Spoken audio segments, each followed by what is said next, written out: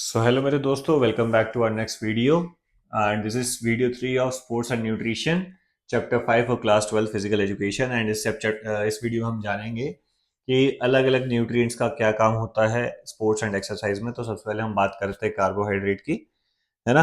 पहली बात तो हमें ये ध्यान रखनी है कि जो हमारी प्री एक्सरसाइज मील है, जो हम एक्सरसाइज से पहले खा रहे हैं, वो हमारी 4 से 6 घंटे पहले होनी चाहिए। ठीक है, 4 से 6 घंटे पहले होनी चाहिए।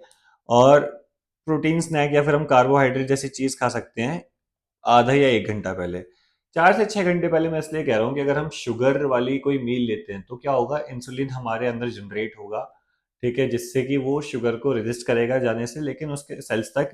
लेकिन उसके साथ साथ वो कहीं ना कहीं वाटर को भी रेजिस्ट करेगा, जिससे कि डिहाइड्रेशन के चांसेस बढ़ जाएंगे। ठीक है, तो एक तो ये हो गया कि 4 से 6 घंटे पहले। और कार्बोहाइड्रेट ले सकते हैं हम 30 से 60 मिनट पहले, वो भी ज्यादा नहीं, हल्का फुल्का। ठीक है, serves to increase carbohydrate availability towards the end of an intense exercise bout। और उसके बाद हम कार्बोहाइड्रेट रिकवरी के भी ले सकते हैं। ठीक है, फिर उसके बाद आते हैं प्रोटीन्स का क्या काम है। During exercise and training muscle bulk is increase and also there is breakdown of muscle tissues. तो जो मसल टिश्यूज का ब्रेकडाउन होता है और जो बल्क होता है, उसमें हमारे प्रोटीन का काम है। बहुत रोल है, इसलिए हमने उसको बिल्डिंग ब्लॉक भी कहा है ना।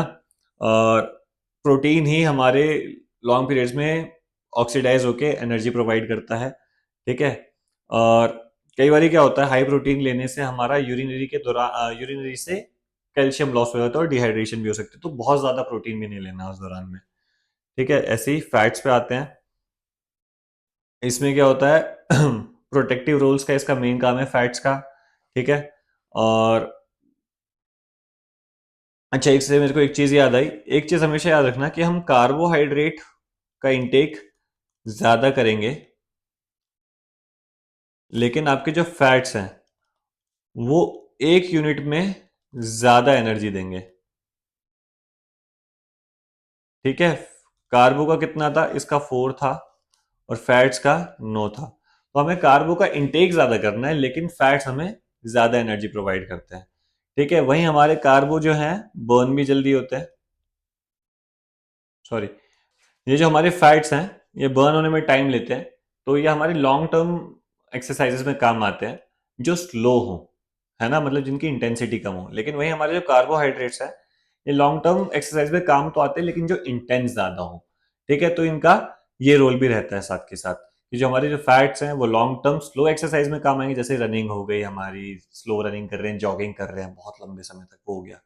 कार्बोहाइड्रेट जब हम कोई इंटेंस वर्कआउट करते हैं फॉर लॉन्ग ड्यूरेशन, तब ज्यादा काम आते हैं। ठीक है, हमारी प्री एक्सरसाइज और प्री इवेंट मील कैसी होनी चाहिए, जिसमें कि हमारे हाई कार्बोहाइड्रेट हो, ठीक है, मॉडरेट प्रोटीन और लो फैट हो। ठीक है, और 500 से 1000 कैलोरीज हम एक बार में कंज्यूम करें। लेकिन ये भी ध्यान रखना है कि 2 से 4 घंटे पहले, क्योंकि वरना वो इंसुलिन वाली कहानी होगी और आप डिहाइड्रेशन में चले जाओगे।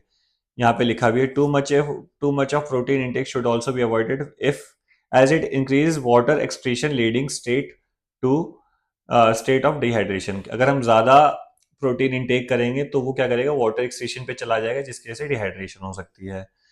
High sugar food must be avoided to prevent insulin rush that result in early fatigue, cramping, dehydration, nausea and diarrhoea. क्या होगा कि अगर हम ज्यादा शुगर फूड ले लेंगे तो इंसुलिन होगा, इंसुलिन आएगा तो क्या करेगा कि सेल्स तक ऑक्सीजन नहीं पहुंचने देगा, जिसकी वजह से फटीग जल्दी हो जाएगा। ठीक है, और हम लार्ज मील की जगह कोशिश क्या करेंगे कि हम छोटे छोटे स्नैक्स में कुछ ना कुछ 2-3 घंटे में खाते रहे। तो ये वाली भी एक हमारी कोशिश रहेगी।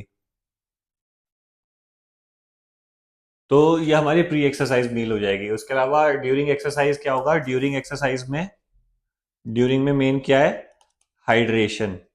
हाइड्रेशन ज्यादा मेन है कि हम हाइड्रेट करते रहें खुद को, और छोटी छोटी कार्बोहाइड्रेट की मील लेते रहें इंस्टेंट एनर्जी के लिए। तो एक वो चलता रहेगा, और पोस्ट में तो हमें बस रिकवरी करनी है, तो उसके लिए हम नॉर्मल डाइट पे आ जाएंगे। प्री में हमें एक चीज और ध्यान रखनी है कि पिछली रात जो हम खाना खाएंगे ना, पिछली रात इवेंट से पिछली रात का जो खाना होगा, उसमें हमें ये ध्यान रखना है कि वो कुछ ऐसा नया खाना नहीं खाएंगे हम। मतलब कि ये नहीं हुआ कि कुछ बर्गर वर्गर पेल दिया, कुछ नया खा लिया। जो हम एक नॉर्मल डाइट खाते हैं, जिससे हमें पता है कि फूड इंटॉलरेंस नहीं होगी, हम वही खाएंगे। क्योंकि अगर फूड इंटॉलरेंस हुई, आपका पेट खराब हुआ है, दर्द हुआ, तो आपकी परफॉर्मेंस को अफेक्ट कर सकता है। तो ऐसा नहीं है कि जिस दिन हम परफॉर्मेंस करते हैं उस दिन का ही रोल होता है, उससे पिछले दिन क्या खा रहे हो, पिछले 24 घंटों का भी बहुत मेजर रोल होता है, तो उसका भी ध्यान रखना पड़ता है। ठीक है, प्री एक्सरसाइज में, प्री इवेंट में, प्री मतलब पहले वाली डाइट में। तो इस चैप्टर में ये सब चीज़ें थी, आपके मैक्रो न्यूट्रिएंट्स, माइक्रो न्यूट्रिएंट्स और बैलेंस डाइट और न्यूट्रिशन का अलग अलग पार्ट। ठीक है, तो यही मेजर था। और मैं इसको जो समझाने वाली चीज़ें थी, जहाँ तक हो सकता है शॉर्ट में मैंने जल्दी समझाने की कोशिश करी। बाकी जो भी कुछ आपको पूछना हो आप कमेंट सेक्शन में पूछ सकते हो, कहीं मेरे से कोई चीज़ मिस हो गई हो जल्दी जल्दी करने के चक्कर में, वीडियो को शॉर्ट रखने के चक्कर में, तो आप प्लीज़ पूछ लेना। Thank you so much.